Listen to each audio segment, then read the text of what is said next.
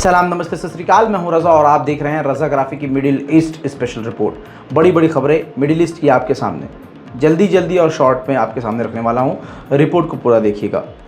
America की intelligence ने खुलासा किया है कि रशिया काफ़ी बड़ी मदद ईरान की करने वाला है।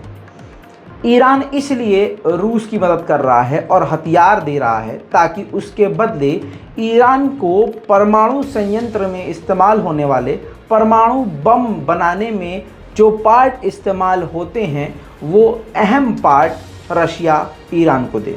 ईरान और रूस के बीच में इस बारे में पहले ही डील हो चुकी है, जिसके मद्देनज़र ईरान आंख बंद करके हथियारों की खेप लगातार रूस को दे रहा है। अब रिपोर्ट में अमेरिका ने यह भी खुलासा किया है कि जो अहम परमाणु के हिस्से जो हार्डवेयर है वो अगर ईरान को मिले, रूस ने वो दिए तो काफ़ी तेज़ी से कम समय में काफ़ी घातक परमाणु बम ईरान बनाने की ताकत हासिल कर लेगा। और ईरान इसी नियत से रशिया की मदद कर रहा है। दोस्तों, ये बात बिल्कुल हकीकत है कि ईरान फाइटर जेट Su-25 और कई सारे सुखोई रूस के फाइटर जेट अपने हथियारों के बदले लेगा और परमाणु बम बनाने में भी रूस अब ईरान की मदद कर सकता है। वहीं दूसरी तरफ ईरान के असली जो दंगाई हैं उनका चेहरा सामने आ गया है। जी हाँ, ईरान में पिछले 1 महीने से जो प्रदर्शन हो रहे हैं और जो हिंसक प्रदर्शन हो रहे हैं उसके पीछे किस शैतान का हाथ है, उस शैतान ने खुद ही उगल दिया है। हालांकि उस शैतान के बारे में मैं पहले आपको बता चुका हूं, लेकिन एक बार फिर से, क्योंकि शैतान की दाल नहीं गल रही है तो बौखलाहट में अब शैतान धीरे धीरे सामने आ रहा है। अमेरिका के प्रेसिडेंट बाइडेन ने कहा है कि हम ईरान को जल्द फ्री करवा देंगे, आज़ाद करवा देंगे। फिर आगे उन्होंने कहा कि ईरान के लोग खुद ही आज़ादी ले लेंगे।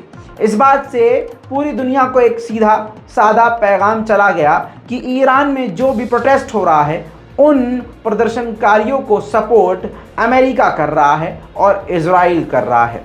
वेस्ट के देश मिलकर ईरान को सीधे से नहीं तोड़ सकते, तो घूम कर यानी उंगली टेढ़ी करके ईरान के लोगों को भड़काकर ईरान को तोड़ने की कोशिश कर रहे हैं। Don't worry, we're going to free Iran. They're going to free themselves pretty soon. I see that. But here's the deal. Here's the deal. सुन लिया दोस्तों, क्लियर हो गया कि ईरान में जो कुछ भी हो रहा है इसके पीछे कौन है। इसके अलावा बाइडेन की बात सुनता ही कौन है। भले ही अमेरिका को दुनिया का सबसे शक्तिशाली माना जाता हो, लेकिन बाइडेन अपना मजाक खुद ही बनवाते हैं। अक्सर ऐसी तस्वीरें उनकी सामने आ रही हैं। वहीं आपको बता दूं कि बाइडेन ने, ये देखिए, टहलते हुए स्टेज पर कहा, जो बाइडेन ने, मेरे बेटे की मौत इराक की जंग में हुई थी। ये खुला झूठ। अब सोचिए, एक 70-80 साल का बुढ़ा, वो भी अमेरिका का राष्ट्रपति होके पूरी दुनिया के सामने झूठ बोल रहा है। I think he is inspired by हमारे मोदी जी। खैर, अब सोचिए कि खुला झूठ बोल रहा है, जबकि उनके बेटे की मौत अमेरिका में कैंसर से हुई थी। और खुद इस वीडियो में जो बाइडेन कंफ्यूज दिख रहे हैं। अब सुनिए। And they talk about inflation.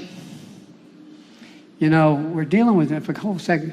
Inflation is a worldwide problem right now because of a war in Iraq and the impact on oil and what Russia's doing. The war in Ukraine.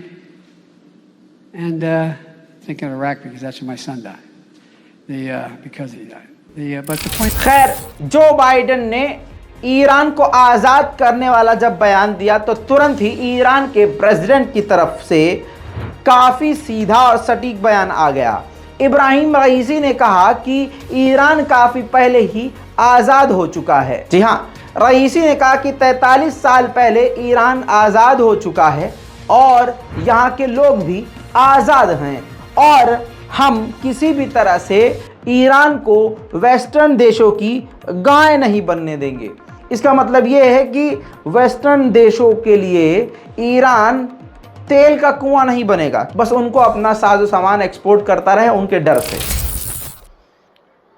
جاری کرده چون این حرفها زده میشد اما پشت تریبون رسمی گفتنش شاید این اولین بار بود اتفاق افتاد. به من خبر دادن ایشون گفته که ما بنا داریم آزاد کردن ایران رو. वहीं Iran में सन 1979 में America की embassy को seize कर लिया गया था Iran के आम लोगों के द्वारा। दोस्तों, अब उसकी एनिवर्सरी कल ईरान में ज़ोरदार तरीके से ईरानियों ने मनाकर अमेरिका के मुंह पर तमाचा जड़ा है।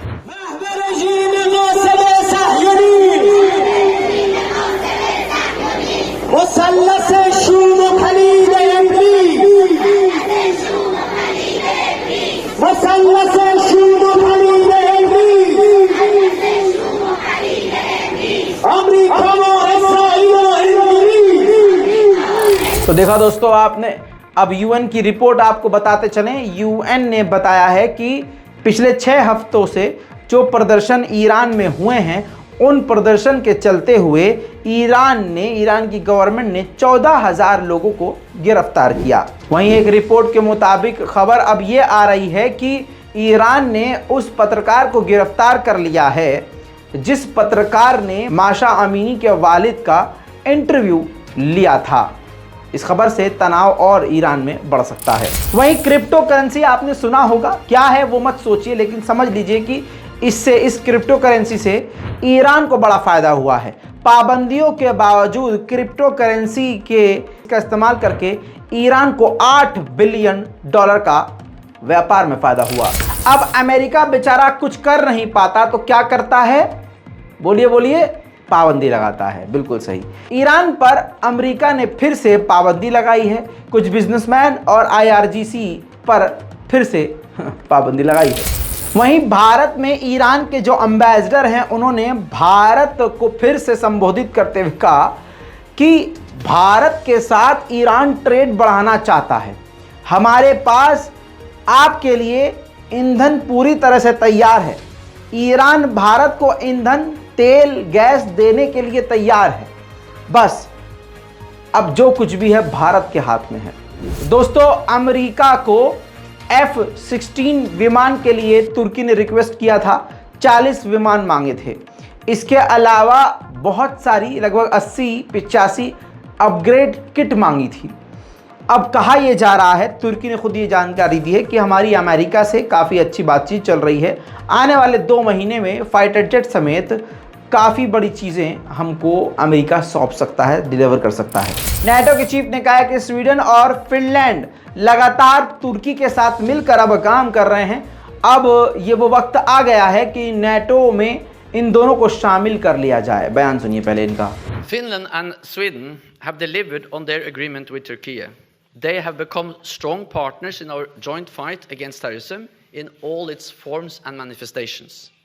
And they are clearly committed to a long-term engagement with Turkey to address your security concerns. So it's time to... उधर इस बयान के बाद तुर्की ने नाटो और स्वीडन को जोरदार झापड़ रख दिया है, मना कर दिया है। बयान आया है तुर्की के विदेश मंत्री का, कहा है कि इस साल के आखिर तक क्या अगले साल के आखिर तक भी काफ़ी मुश्किल है स्वीडन का नाटो में शामिल होना। जानकारी के लिए बता दूं कि किसी भी देश को अगर नाटो में शामिल होना होता है तो नाटो के जो सदस्य हैं उन सभी के सभी सदस्यों का राज़ी होना ज़रूरी है। कोई एक सदस्य भी अगर अड़ जाए तो कोई देश शामिल इसमें नहीं हो सकता। इसी वजह से स्वीडन और फिनलैंड फंसे हुए हैं। फिनलैंड के लिए सख्ती नहीं दिखा रहा है तुर्की, लेकिन स्वीडन के लिए काफ़ी सख्त है इस वक्त तुर्की। दोस्तों, इसी के साथ एक बड़ी खबर, जब इजराइल के चुनाव में नेतन्याहू जीते तो तुरंत ही जब रिजल्ट सामने आया तो पीछे से गाजा ने 4 से 5 रॉकेट इजराइल की तरफ दाग दिए। जी हाँ, बड़ी खबर है। ये वीडियो देखिए जो साइड में चल रही है। अब इसके हमले के बाद हमें ये उम्मीद थी कि एक बड़ा हमला कर सकता है और गाज़ा और फ़िलिस्तीन के लोग ये सोच रहे थे कि हाँ अब इजराइल खामोश नहीं रहेगा, लेकिन इजराइल ने रात को हमला नहीं किया। भारतीय वक्त के मुताबिक सूरज निकलने के बाद सुबह 6 बजे के बाद इजराइल ने पलटकर गाज़ा पर हमला किया।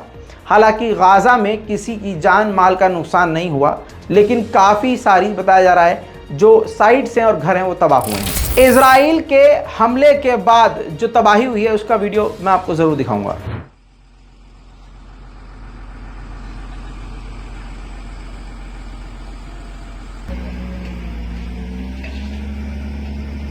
أي هذا كله زراعية. أنا كل يوم بزرع فيها وبسوي فيها كيف أرض زراعية موقع زراعية كلها فيها زيتون وفيها برتقان وفيها ليمون وفيها نخل وحمام لقينا في الأرض تبعتي ومتوقع في كل وقت مندمر في كل وقت دمرت قبل هيك كمان مش مرات تدمرت. أنا الأرض بترزق منها وعايش منها وضرار كل سنين كنت بعيش وحمامات زراعية كلها راحت. वहीं अमेरिका उस शैतान ने फिर से दूसरे शैतान को समझाया है।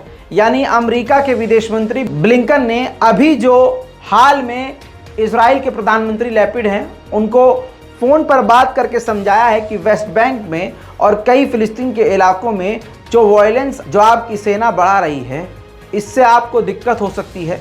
तो कुल मिला के अमेरिका ने इजराइल को वार्न किया है, लेकिन इजराइल लगातार फ़िलिस्तीनियों पर जुल्म करता जा रहा है। इस बात का एक और सबूत मैं आपके सामने रखता हूँ। ये 2 व्यक्ति हैं, इनको इजराइल ने कत्ल किया। इन दोनों के बाद ये एक फ़िलिस्तीन का व्यक्ति है, नौजवान, जिसको इजराइल की मिलिट्री ने गोली मार दी। और ये हर दिन हो रहा है। पहले तो महीने में 1-2 हुआ करता था, अब हर दूसरे तीसरे दिन हो रहा है। और मुसलमान अब ये बातें देख देख कर, ये खबरें देख देख के आदी हो गए हैं। अब बोलना भी बंद कर दिया मुसलमानों ने। वहीं ईसाइयों के धर्म गुरु पोप फ्रांसिस बहरीन पहुंचे हैं शांति की बात के लिए। मुसलमानों के साथ शांति की स्थापना की बातें करने के लिए पोप फ्रांसिस खुद बहरीन पहुंचे हैं और बहरीन के किंग ने उनको खुद रिसीव किया है। देखिए।